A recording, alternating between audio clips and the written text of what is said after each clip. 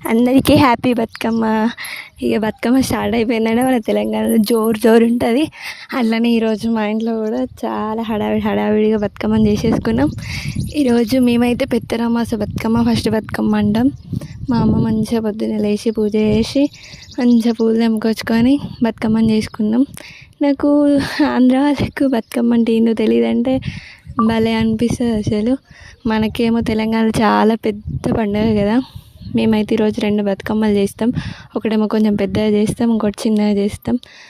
ఇది మా పెద్ద బతుకమ్మ అన్నమాట.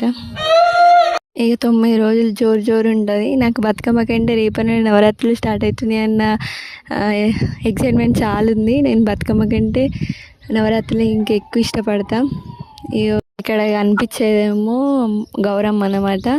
దీన్ని గుమ్మడికాయల నుండి తీసి బతుకమ్మలో పెట్టి గౌరమ్మ లెక్క కొలుస్తాం. ఇప్పుడు తీసుకెళ్ళి దేవుని దగ్గర పెట్టి